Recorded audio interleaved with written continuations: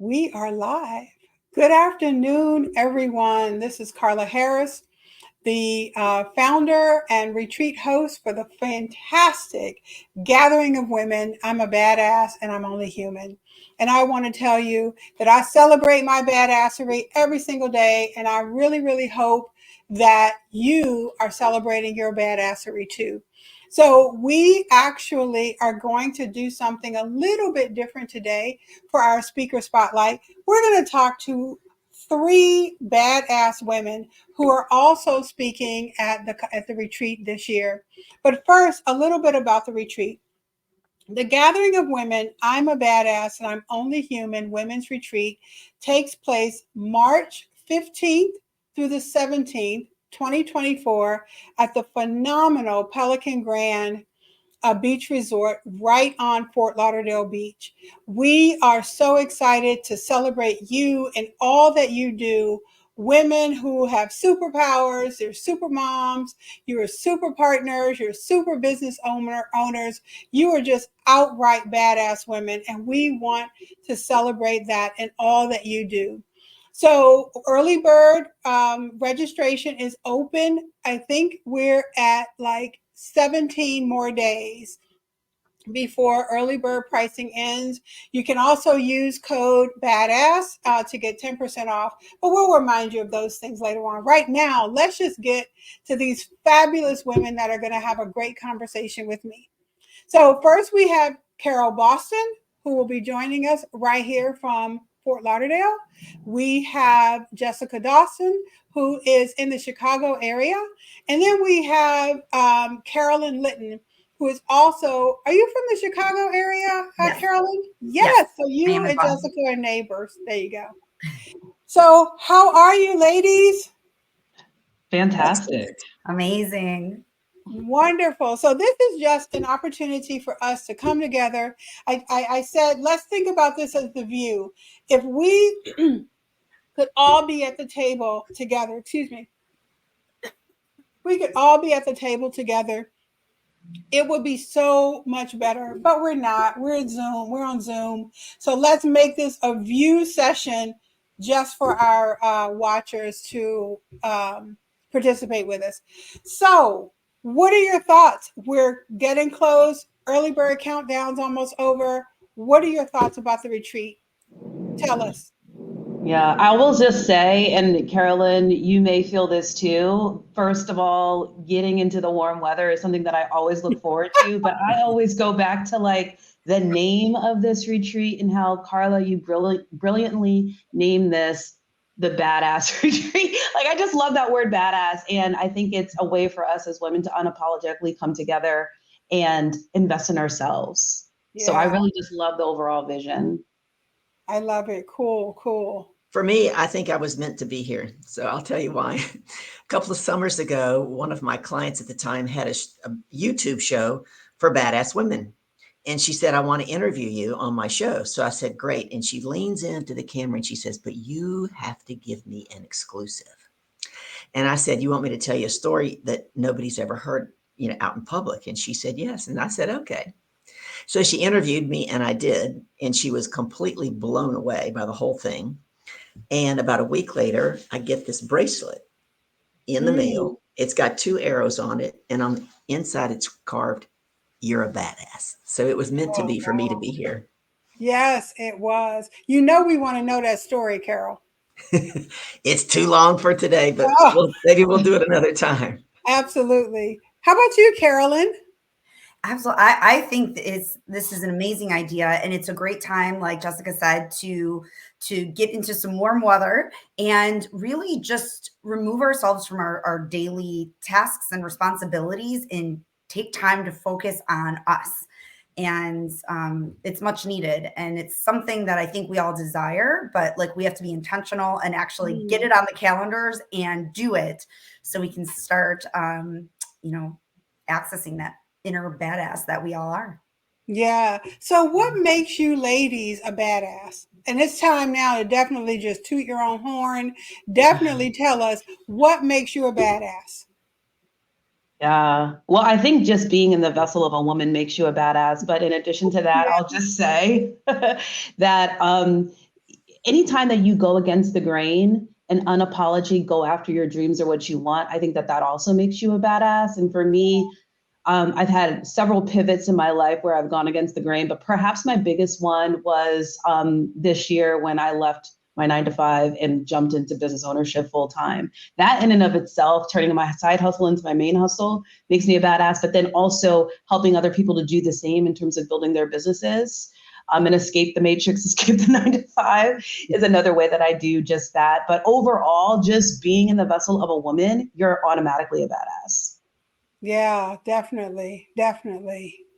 Absolutely. Who else? Well, actually, my Jump on story in. is pretty similar to Jessica. And mine all stems with having like a clear vision. I'm so grateful for being able to gain clarity of my vision and add self-care into my life and manifest my dreams and desires and also have work-life harmony. So that's something that I sought for a long time. And once I found out this magical method, I'm like, oh my gosh, it's possible. So having like achieving the work-life harmony, and I can't wait to share that with people and how it can absolutely be done. And it starts with a vision. And I was able to leave also my, corporate career and live a life that's super fulfilling to me and as a coach. So Yeah, Well, definitely. I didn't leave my corporate career. I got kicked out. And I didn't want to own my own business, but I still do because God closed every other door. But if you go back to being a badass, I was raised between two brothers out in the country, very competitive household. So I knew how to play football, baseball, and basketball. And one day my dad said, let's go play tennis. And I said, what's that? He said, oh, it's like baseball. You can do it. So for about 30 minutes, I tried. And I walked up and I put the tennis racket down in front of the net. And I said, don't you ever ask me to do this again. You brought me out here to embarrass me. I was 13 at the time. Fast forward 2 years, and I was on the swim team. And I noticed that my peers would go down and play tennis. So there came that competitive nature, right? If they can do it, I can do it. But we didn't have money for lessons. So I got one of those. Come on, ladies. I know I'm probably the oldest one here, but y'all know what those old wooden John Dunlop rackets were with the little bitty heads. I got one of those and I would go sit on the side of the court and I would listen to the pro teach the other kids because I knew my mind was a sponge. And I'm sure you two ladies as business coaches, tell your clients, right? Who are you surrounding yourself with? How important that is. Mhm. And then I knew if I could get the kids that were better than me to play with me, I'd get better. So to shorten the story, at the end of my junior year, I made the high school team. And my dad said to me, now, Carol, you need to get a job or get an academic scholarship. I can't send you to college. And I said, but Dad, I'm going to get a tennis scholarship. He looked down his nose at me again and he said, like I said, get a job. Right. But here's the thing. I trusted in somebody else's vision for me until I could believe it for myself. And the high school coach believed that I could do it. And I did. I got to go to LSU on a half scholarship and took out a loan. And that led to playing professionally many years later. The story's too long. And then another big badass thing I did was I didn't want to be a tennis teaching professional my whole life. And my car caught on fire and I couldn't get a job, couldn't get a car. So my dad gets me a car and I go to Texas. And that's how I came from Texas to South Florida, where I've been for 38 years, because I trusted someone else's vision for me that I could actually be good in sales. I didn't even know what sales was. So those are just a couple of the reasons. And I think the other thing is one of my middle names is resilience. We can Yeah. talk about it later. Yeah, I tell you, those stories, all of them are just amazing. You guys are amazing, amazing women. I think about the reason I started this retreat is because I was having a conversation with another badass woman, 4 or 5, well, I guess longer than that now, because it's been 7 years in the making. So I think we were having this conversation probably about 8 years ago.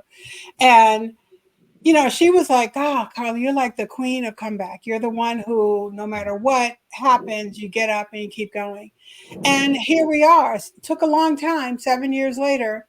But you mentioned, Carol, the resilience. Like one of the topics that we're doing at the retreat, the very last session that we're doing before we break for dinner, is understanding resilience, the spirit of resilience, and why we as women have to be so resilient, right? All the time, we just have to be so resilient. And, part of that is, exciting. It can be exciting, but sometimes it's exhausting, don't you think? Yeah. Sometimes it's just exhausting to have to be resilient all the freaking time. Why can't it be a little bit easier sometimes? Am I the only one? Am I the only one to feel that way? No, you are not No. alone. It is crazy. And I think about how far we have come as women. We are advancing in ways like never before, right? And you think just across cultures, across industries, but there's still something that gets in our way. We still make less than the guys. We still have to sometimes claw our way to the top. Why do you think, as far as we've come, or as far as, so let me back up. As far as we've come, so a couple questions here. One, why do you believe, if you do believe, that there's pushback from women exceeding all the way to the tippy top? That's number one. And for those who have just moved to the top of wherever that game is, why is it's still hard for us to say no to other people and other things? Like, Carol, you mentioned that you were living somebody else's dream. Why can't we live our own dreams on our own terms and not feel like we have to say yes to other people or other things or other opportunities if it's not quite what we're looking for ourselves? Yeah. Well, for me, being raised in the Deep South, there was a lot of rules, right? Both spoken and unspoken, about how little girls were supposed to behave. And it was, one of them was smile pretty, don't make waves, right? And keep everybody else happy. So if we're all busy keeping everybody else happy, sometimes we don't even know what makes us happy, right? We forget. Wow. Yeah. And we fall into this role of caretaking, if you will, for everybody else. And then I think also what comes up for me from a Southern upbringing and a Christian Southern upbringing was about deservability. And that's a whole nother topic. But I think that we often think that we don't necessarily deserve to have wealth or all these things, that we're going to keep our place and stay low and let everybody else shine.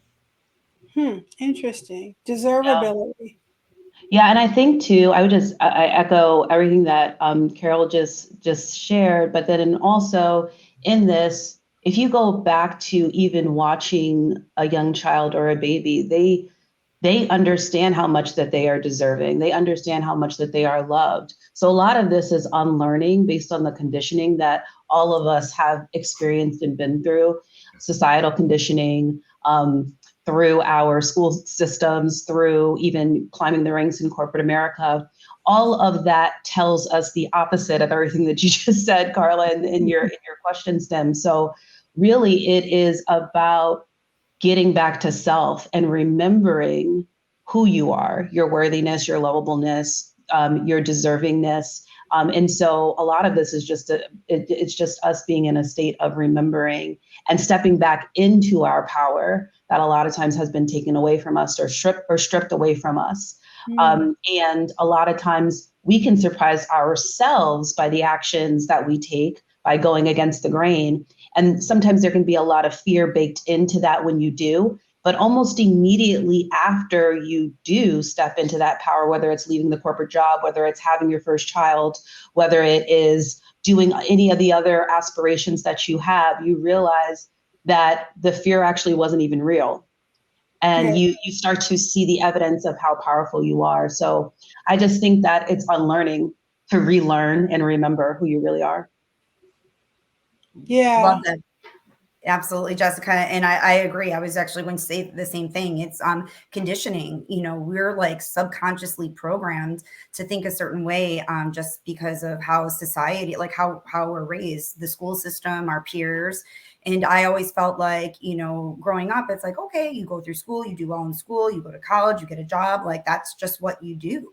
And like at 40 years old, I was like, well, what do I want to do when I grow up? I finally gave myself permission to dream. Like, what could that look like if I had no one telling me, you can't do this, or this is going to be difficult, you'll likely fail at this. Like, just what is it like to dream? And I don't believe that's encouraged as much in society and the school system and everywhere. So that's why this is so important, Carla, that you're creating this container and this environment where we can come together and dream and step into our worthiness and create the life that we want to live. Yeah, you know, I think, I'm sorry, go ahead, Jessica.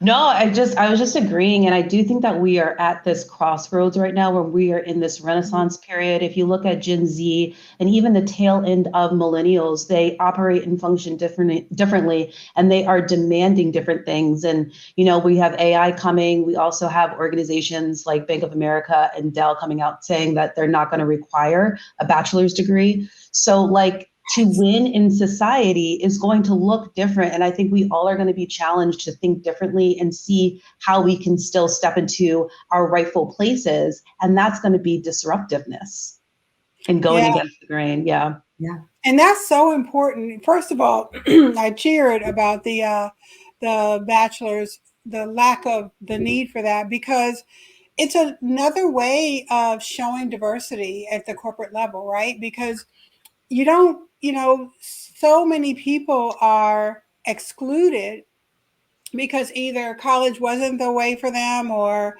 they decided not to pursue it or something. But anyway, that's a different type of conversation. But I am loving that. So, you know, when you talk about permission, so Carolyn, you mentioned, you know, giving yourself permission to live your own vision, taking control of that permission, I think is still a challenge for us. So I don't know. I won't ask you to tell, but I don't care. I'm in my 50s. The retreat is my birthday month, so it's a big monthly birthday party. So I turned 58 in March, and I am just still finding that I'm giving myself permission to do and challenge myself in some area or another. And you would think in 2023, we would be beyond questioning ourselves as to whether or not I should do this or what if that doesn't happen. I mean, when do we say to ourselves, damn it, it is okay. The world won't fall apart. When will we get to that? I think we can get to that when we stop wanting everybody else to like us. Oh, damn, if I had a bell, I would ring it. That is so perfect. But it's often true, right? Well, Yes. what will they think if I fail? What will they say about me? All these what ifs that don't typically occur. And we don't get back to the question, well, what would I think of me? Mm. And therein lies a huge challenge, which is one of the reasons I made the comment about deservability. Because if you look at the studies, the number one challenge right now for women in leadership is they don't advocate for what they want. They don't ask. Mm. They think people should just know. Well, they should just know I want that raise. Well, how is that? Yeah. Right? They don't want to speak up and they don't want to advocate. And part of that ties to deservability and what? Not wanting to make waves and wanting everybody to like me. And accepting the worth that others place on us, right? So I'm going to give you this salary because that's what I believe you're worthy of. Mm-hmm. So, you know, that's got to stop, right? Yeah. Yeah. I also think too that we give our power away too much. So in even just thinking about in both of those examples, it's you kind of giving your power away in terms of that's what they think of me or what will they think of me, when in reality, everything is actually a reflection of you that's happening in your life. And it does start with self and you going back and really reprogramming to see reflected back to you what you want to see. So if somebody is giving you something that's less than your value, it's because deep down inside, you know that you're not that valuable and you're bringing that experience in your life. So I think it really is you doing that inner work, because once you do that inner work, it's just going to continuously reflect on the outside. We give too much of our power away. Mm-hmm. Yeah, definitely, And that definitely. addresses what Carolyn? Carla said. If it was always easy, then we wouldn't grow, right? Oof, that's Yeah. right. Absolutely. We Yeah, wouldn't grow.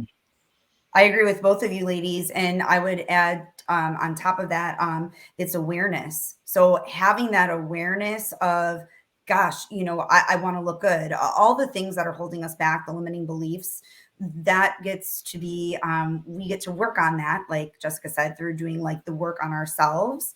But it also starts with awareness. Like, hey, I'm making this decision because I want to look good, or I'm making this decision because I want to be comfortable. Just having that awareness gives us the power to then choose, okay, how am I going to deal with this?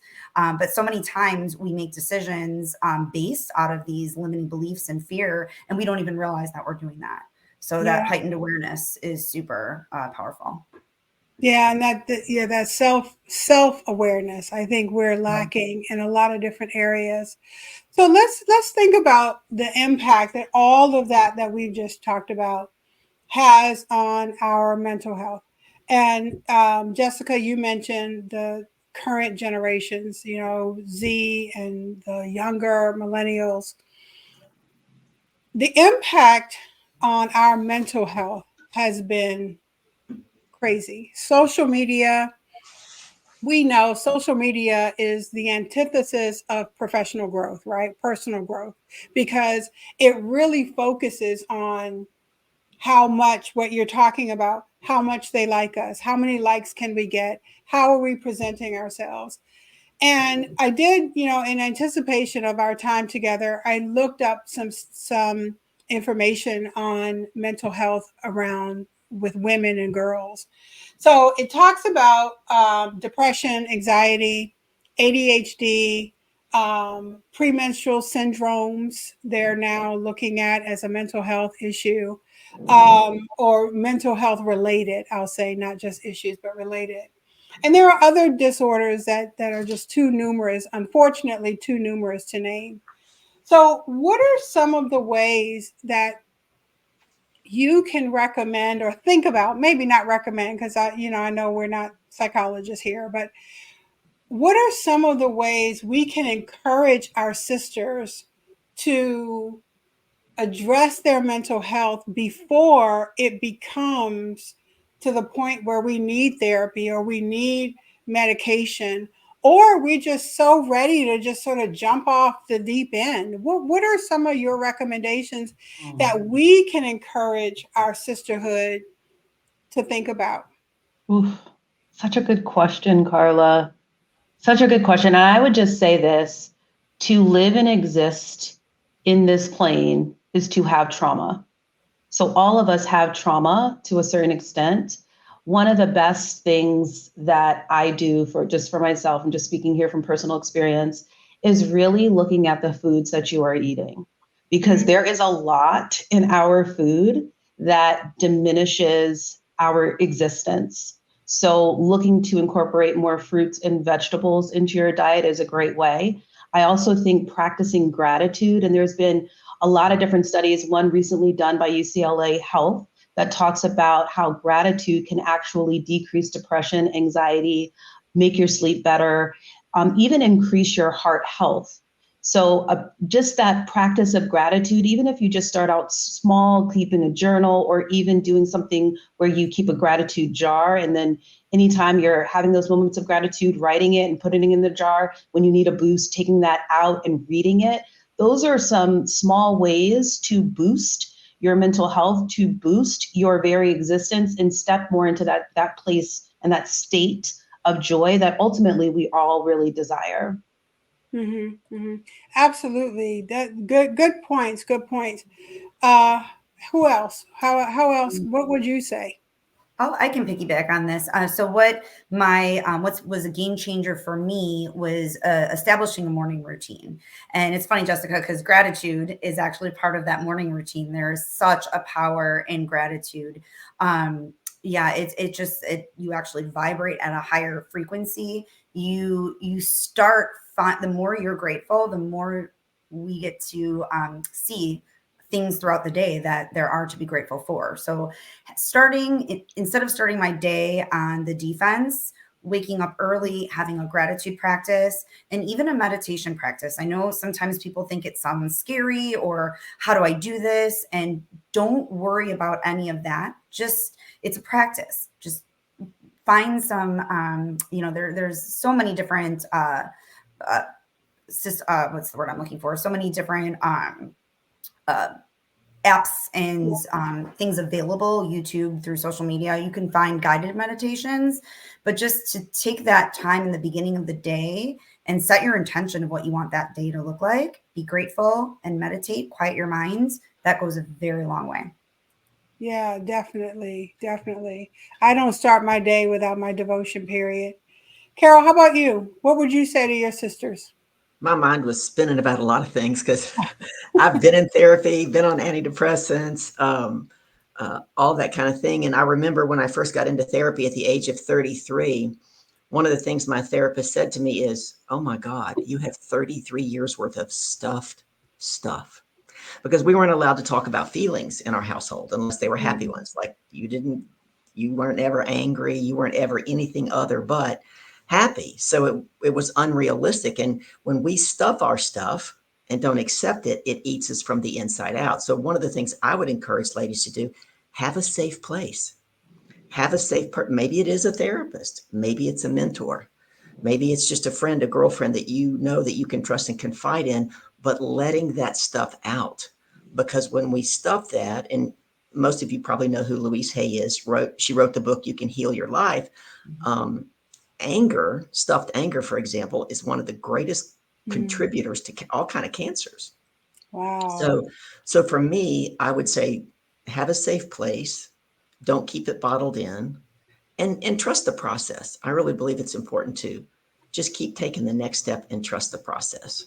But the last thing, and Jessica brought it up, is really knowing who you are, Hmm. right? For oftentimes when people have said to me, "Well, who are you?" And my first response is, "Well, I'm a child of the Most High God," right? That's my response. And if I stay in that and know who I am, then what other people tell me I am won't take me down a path of what you're talking about, mental health challenges. Yeah, definitely. So, one of my goals for this retreat is to be that space, is to be that place where women can come together and learn about themselves a little bit more, be able to show that it's okay to celebrate, it's okay to make mistakes, it's okay for all of that, because who we are and what we bring to the world is so much greater than what the world says we are. I mean, I too believe my identity is tied to who I serve, right? And that is what's key for me. But every person has to find out for themselves who they are and what's important to them.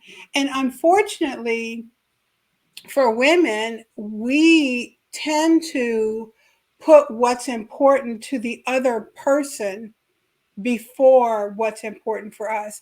If we have kids, we always think about the kids. If we have partners, we're thinking about the partners. If we have jobs, we're thinking about, what's important for us. I mean, what's important for them versus what's important for us. So what happens, especially at the job level, we end up staying in a place that's so hard on our bodies, on our mental abilities and things like that. A friend of mine's mother posted, she's 98. She'll be 98 this month. I think she'll be 98 this month. She is, um, she posted on Facebook, knowing when to end, right? In relationships, in the job, in friendships. Sometimes we have to end friendships. And that's really challenging. And you know what? She's going to kill me. She's not 80, 98. She's 90. Sorry. Oops. But I mean, when you think about that, it's so difficult for us to end relationships that we know aren't good for us. Why is that? I can speak to that because right before COVID, I ended a 32-year friendship. She was the very first friend I made when I moved to Florida. And I think Carolyn said it was about having the awareness of the toxicity of the relationship and that we can't take everybody to the next level with us. Maybe they stay in the boat, but that doesn't mean they're ready to go to the next level with us. Mm. And I think how I visualize it and hear it best is that if we're holding on so tightly to yesterday's blessings that we miss today's miracles. And so oftentimes we will continue to hold on out of what? Fear, or out of lack, or out of what if nobody else loves me, or what if. And they're just a bunch of what ifs. Well, what if you found a better lover, or what if you found a better job? So we get to reframe our thoughts in how we actually take that perspective so that it applies to us in a positive way. Yeah. Mm-hmm. So well said. And I would just echo that sentiment and also just add on that we are afraid to mourn what could have been. We're afraid to mourn the vision of how we see the person. And a lot of times we see people not as they are, but we can romanticize and hold on to the hope of this person changing. And that just keeps us in a perpetual cycle. Yeah, I can. Let me tell you, as a person who's divorced, that romanticizing relationships will get you every time. But I digress. Carolyn, what's your thought? So I don't know if mine seems a little more esoteric, but what I've experienced is I'm just very, very vision focused. I know exactly what I want, and that's where I put all my attention. And in that, I've found that people who have similar like overall visions like vibe into my life, and that naturally some people who just aren't on that same level, not good or bad, there's no judgment at all, just kind of seem to I don't know, just either go our separate ways or we don't see each other as often. And it doesn't mean that I like cut any relationships out. That's just been my experience, that I've been, very focused on what I want, and I seem to just attract more of those people into my life. So, I guess, was that always easy for you, Carolyn, to know your vision, to know what you wanted? No, it was not. Only as of like 2 or 3 years ago when I found this recipe, then I'm like, oh, I get it. Like this works. Yeah. But before that, no, I So didn't. that was your aha moment. Mm-hmm. Yeah. Yeah. That's a good one to have. Is that the recipe you teach your clients, or are you going to teach all of us at the retreat? I'll teach all of you at the At the retreat. slumber party. Come to the slumber I party. know. Got to come to Pajama Talk.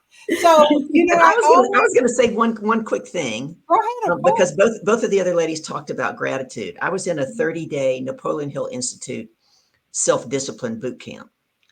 Every morning, 5:30, 150 people on this boot camp. And one of the things we did was we wrote down 10 things that we were grateful for and a result of what that gratitude was. But then one day she changed it up. And it was like, all of a sudden one morning she said, today I want you to write down 10 things that you have forgotten to be grateful for.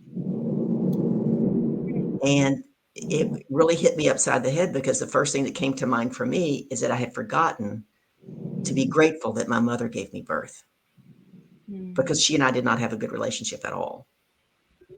But the power of doing that. So sometimes we focus on just what's really present. But if we get to look at what have we really forgotten to be grateful for whatever reason, it opens our eyes to some things.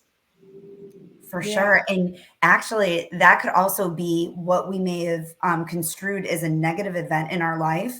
We may have gone through something very painful, but from that pain, something beautiful came from that. So to actually have gratitude for what may have been felt like a painful situation, that's like, again, just kind of next level gratitude. So it's a different approach. That's powerful. It's so powerful when we take that trauma that I think, Jessica, you mentioned us having trauma and learning from it.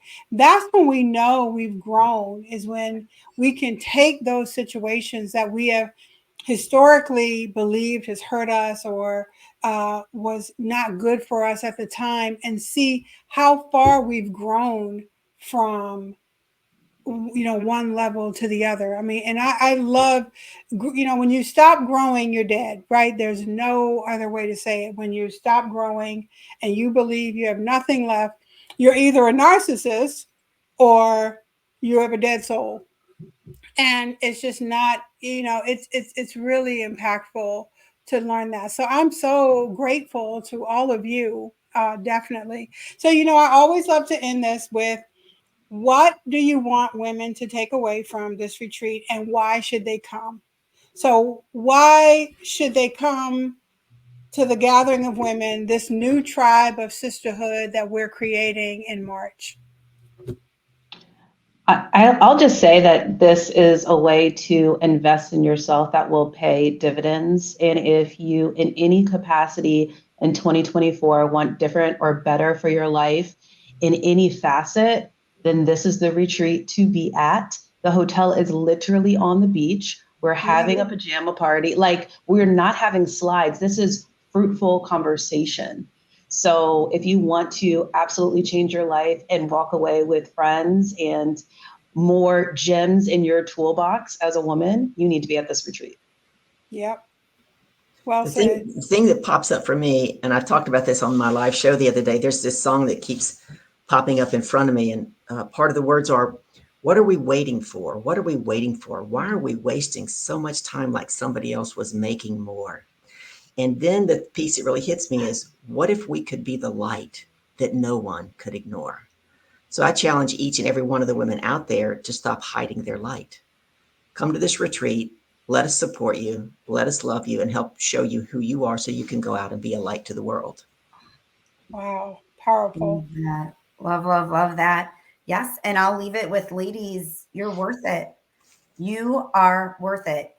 Take the time, connect, and give yourself that self-care and ability and environment to grow that you deserve. You're worth it. Yes. So with that, that's your personal invitation, ladies, to come register bossbadassery.com. And not only do you get to meet these fabulous, super badass women right here, we have 4 more fabulous speakers for you to meet and mingle with. And we have a boatload of people that you also want to meet, and the other attendees. So please, please, please come. Early bird registration ends December 31st. And use code BADASS, because that's what you are, to get 10% off the early bird registration. Ladies, I cannot ever thank you enough. I am just so excited that you're going to be here. I'm looking forward to it. And we are going to make a difference, and we're going to give women permission to say yes to themselves. And I want to jump in and say one thing before we give. If you're a man and you're watching this, and you're a husband, or you're a boyfriend, or you're a father, or you're a brother, and you know of a woman who could use this, Christmas is right around the corner. Oh, yes. Yes. No yes. better gift. No better gift. That keeps on giving. It's one Yes. that experience will create, changes of a lifetime. Yeah, Exactly. Absolutely. I would love to receive this gift. Let me tell you. I would absolutely love. On the beach, oh my gosh. I was just visiting the hotel the other day, and I just walk in, and every time I walk in that property, I am just floored by how beautiful the property is. And as soon as you walk in the front door, what do you see? The ocean. It's just so magnificent. So thank you for that. I appreciate that. So ladies, have an incredible day. Today is almost Thursday, almost Friday or Thursday. I don't know what day it is. What day is it? It's hump day. Wednesday. Yeah, Wednesday. Right. Happy hump day. I know. Look, when you work from home, all the days meld together, don't they? They just all kind of mush together. Well, happy hump day, ladies. I will Thank see you. Thank you for having us. Thank you. Thank you so much. And I'll talk to you guys soon. Bye. Thank you. Have a great Bye. day. Bye-bye. Bye.